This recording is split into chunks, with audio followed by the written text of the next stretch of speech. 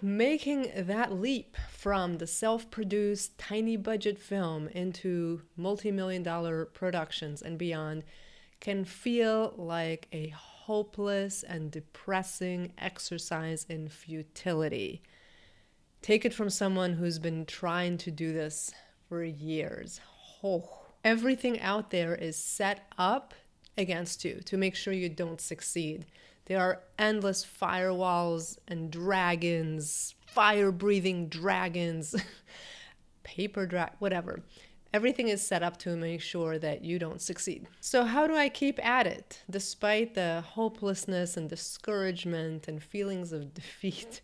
How do I keep at it? In this episode, I'm going to share my 3 hacks to sticking with it joyfully. Now, I say hacks, but it's a little bit dismissive of, because really what I'm about to share with you is some deep shit. As with every episode, watch the video through for the little exercise, optional assignment that I'm going to leave here for you. It should take 2 to 10 minutes of your time and move you forward no matter what level of experience you're at, including none. Comment below or leave your questions. I will answer your questions in future episodes or directly, and if you like what you see, you know what to do. Welcome to the Independent Film School. I'm Thier. Welcome to The Leap. I'm Thier, and this is my video diary inviting you to join me as I try myself to make that leap from self-produced micro-budget films to the multi-million-dollar films and beyond. I'm a good person to listen to as far as how to stick with it. I made a New Year's resolution when I was 17 years old that year I was going to sell my screenplay and it's going to become a major motion picture. That was my New Year's resolution. At the time of this recording, I'm 51 years old and I'm still trying. How did I stick with it for over 30 years? And how am I still trying?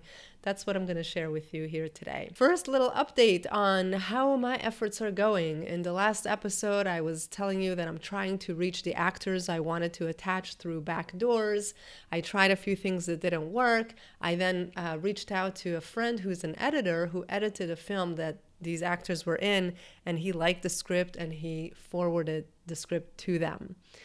So exciting update. I'm scared to share it because I don't want to jinx it, but where it's at right now, those 2 actors have read my script and wrote my friend and said that they really like my script. They said it was wonderful, thank you, and that they want to watch my work. So, and they invited him to send me their direct email. So these 2 work together a lot. So I personally emailed one of them and thanked her so much, and I sent her a link to watch things that I've directed with the teensy little budgets that come with self-produced projects. And now I sit and wait. Now I sit and wait. When they watch my work, will they want to create this film? Will they ask for a meeting? Is this going to happen? These 2 actors, they have their own production company. If they're interested, this is a done deal. If they say no, oh my gosh, I'm going to just be crushed. I'll be so devastated. I think that these 2 particular actors are just perfect for this film and just who they are as people. I would love to work with them. And I'm so excited now because they love the script and they asked to watch my work. I'm in direct communication now with one of them. It just all feels so hopeful, and it's so scary to get my hopes up.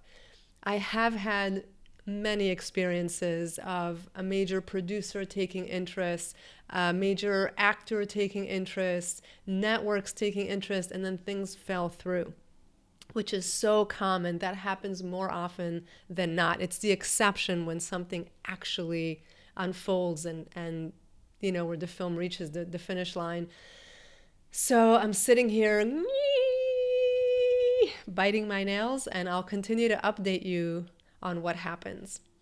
So while I'm sitting here playing the what I call the hurry up and wait game, where you just kind of sit around waiting to hear an answer, There are things I could be doing to keep the project moving forward. There are presentation materials I should be creating. I really should be creating a wish list of actors that I would be thrilled to go to if these two decide against it. I should have a list of who I go to next. If I was a good girl, I'd be doing all those things. But am I? No, I'm not. I'm just so excited about these two actors having the project and liking the script that I'm giving myself a snow day. It's okay, Allah. I get to wait for a couple of weeks and then get back to work. So I'm gonna update you and let you know how it's going. Okay, let's dive into my 3 hacks, life hacks, on how the heck did I stick with it for over 30 years after so many almosts and no's and past letters and usually people just not replying at all. How did I still stick with it? All right. Tip number 1 is you need to do the work. You need to do your actual work as an artist. That part cannot be dependent on whether someone greenlights your project, on whether some fancy pants actor decides to attach themselves to your project, on getting financing. It can't depend on anybody else but you. If you want to be sharing stories and see them on the screen, you can do that. You can write a screenplay. You can build your skills. You're going to get better as you go. Oh my gosh, the script that I wrote when I was 17, when I made that New Year's resolution, it's freaking hilarious. I didn't know what I was doing. You're going to get better and better and better the more you practice your craft. And then you start shooting your stuff, whether it's just you and your friend in your parents' backyard and $20 for the pizza. Shoot your stuff. Write stuff, make stuff, write stuff, make stuff, write stuff, make stuff. And the more you do it, the more you're going to get better at it. Like right now, these 2 actors were interested in my script, right? And they asked to see my work. And guess what? Because I spent the last 30 some years creating work on my own without waiting for any green lights, I actually have a body of work to show up with. So this is why I'm feeling more hopeful than I ever have. There have been times when I've knocked on industry doors and it was crickets, and then there were times as my writing got better, I would knock on industry doors and my scripts would get attention, people would take interest, but I've never actually created any films. And so those things fizzled out. You know, it's like when opportunity comes, if you're not prepared, you haven't done the work, it's a recipe for heartache. So do the work, and do the work not so that you're prepared for it when an opportunity knocks. Do the work because that's who you are. That's what you do. That's what's going to give you joy. You are going to get no joy out of knocking on doors and playing that hurry up and wait game. You're going to get joy from actually doing the work. That is tip number 1. Hack number 2 to sticking with it is moving towards as much clarity as possible on your big why. Why are you doing any of this? And you know, if the why is to be rich and famous, to be impressive, to be successful, it's fine. I hope you get rich and famous. I just don't think that motivation is strong enough to be able to help anybody stick with it. It's just not a high enough stakes desire. When it comes to the big why, one of my favorite quotes is that by Miles Horton, who said that if your goal can be achieved in your lifetime, it's not a big enough goal.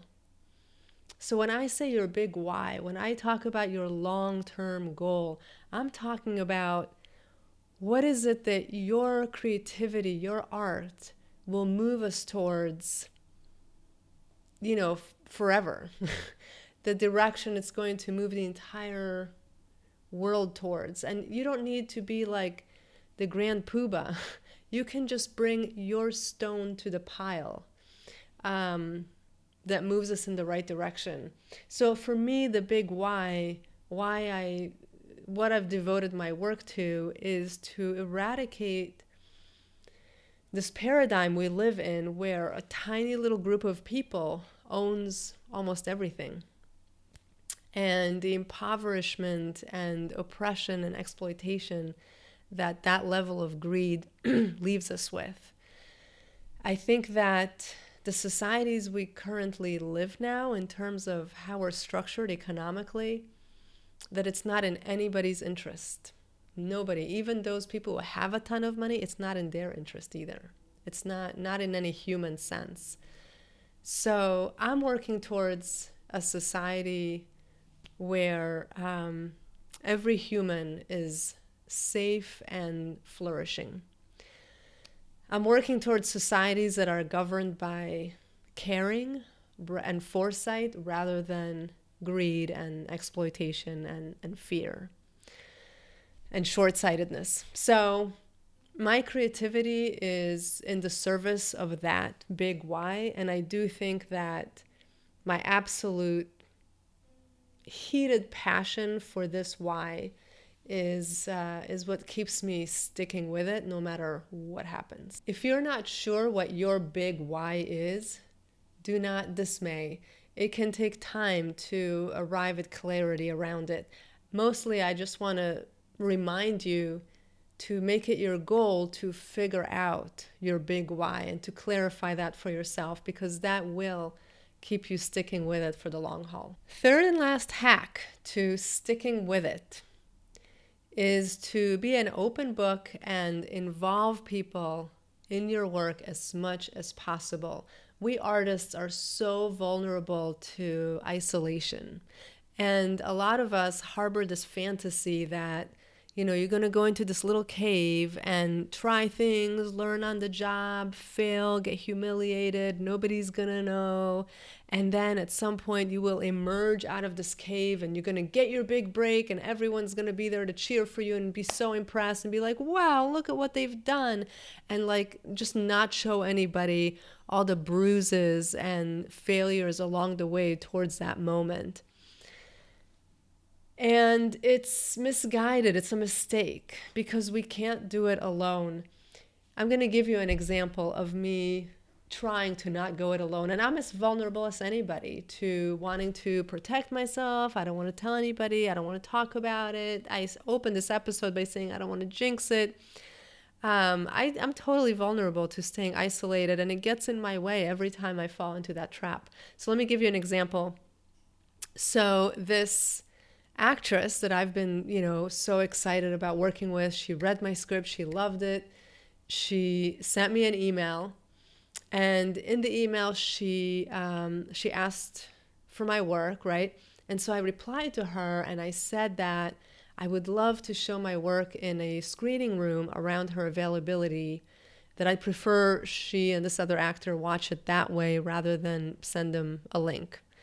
Because I know the difference between, when you have a movie playing on your laptop while you're making lunch and answering your emails, it's not going to have the impact on you that a film has when you're in a dark room and you watch it on a big screen and it's a really immersive experience. And this is my big shot. This is my shot to get these two actors that I'm so hot for, who could completely alter my career. This is my big shot to show them my work. And so I want them to see it in a screening room. And she wrote me back and said that they're in LA, I'm in New York, whatever. She was like, you just send us the link. So basically she opted to just have the link sent to her. At that point, my friends, I contacted 5 different people, friends of mine, and asked them for advice. And one of them, I reached her and she got online with me and helped me compose a response. I tried this. I had a first draft, a second draft. I spent 2 hours composing this email because it felt like such high stakes. And I wanted to do it right. I didn't want to be difficult. I want to be cooperative. I also want my film to be shown in the right, in the right circumstance. So I went to great length and I talked to Evan, my husband. He had a customer here. Evan repairs guitars. And so he had a Broadway guitarist happen to be here. And so I told him what was going on and he advised me on what to do because he's used to working with celebrities. Anyway, I spoke to so many people and I spent an hour with my friend tweaking. Now, all this tweaking was because I was super scared. It would have been fine to send her whatever I sent her, but I was so scared. And talking to people is what got me through it. And I did finally write her an email that I'm very happy with. I was very cooperative and trusting, and I sent her a link to the film. And I just very honestly explained why I wanted to show it in a screening room. What my reasons were, why I'm nervous to send a link online. And so I was very honest and transparent, but also cooperative, and I shared the screener. I haven't gotten a reply yet. Now I wait, right? But the point is that I involved people in that whole scenario. I'm not just sitting here. I know this looks like an empty, very pristine little room. I'm not sitting here by myself doing all of this. I involve anybody I can at any moment, including this particular actress. When I wrote her, I involved her in what was going on and said to her what my considerations were. That's hack number 3. All right, we're ready for our optional assignment. Optional assignment should take you 2 to 10 minutes or more if you want to. We get so caught up in wanting to be successful and get those attachments and that funding and make the movie and this, that, and the other that we forget to stop and smell the roses and enjoy the process. If you're not having fun in the process, you're not on track. And so I want to help realign you and remind you of the fun in all of this, like the kind of fun you used to have, I don't know, playing Legos or jump rope or Barbie, whatever it is you played when you were young. So I want you to think of something creative you could do this week that has absolutely nothing to do with filmmaking, that's just fun. Maybe you do go to the toy store and get some Legos and spend 10 minutes making something out of Legos, or go to the dollar store and get some cheap crayons and get out a piece of paper and close your eyes and scribble. Maybe you make a really beautiful birthday card, a homemade birthday card, like a collage or something for your sister. I don't know. Do something really fun that's like super low pressures, no stakes. I'm telling you, whenever I get stuck, I stop and smell the roses and I think, what would be really fun for me to do today? And then I'll go visit my nephew and niece, or take a walk in the park, or do something creative, scribble, whatever, have fun.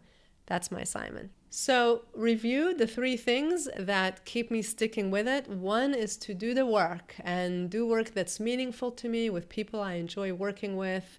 Enjoy the work, not be reliant on anybody green-lighting anything, anybody, none of that. Yes, I'm trying for it, but at the same time, I keep doing my work. Tip number 2, I've gotten very clear over the years on my big why. Why am I doing all of this? And that big why, that goal I want to achieve that will likely be achieved past my lifetime, it keeps me going big time. 3, I involve people any way I can. It's not about asking for favors. It can be an exchange. You listen to me talk about my work for 5 minutes. I listen to you talk about your work for 5 minutes. There are an infinite number of ways to involve people in your work, really. And I encourage you to get super creative about how to involve people in your work, get involved in their work. All right. I will see you in episode 4, and I will continue to tell you what happens. I hope I hear from these actors. Okay. I'm Thier. If you just found me, I recommend heading over to episode 1 and following my efforts sequentially. You can also click below to join me at theindependentfilmschool.com. I've trained thousands of screenwriters and filmmakers, many training sessions. Most of what I offer is free. Click below to join me there.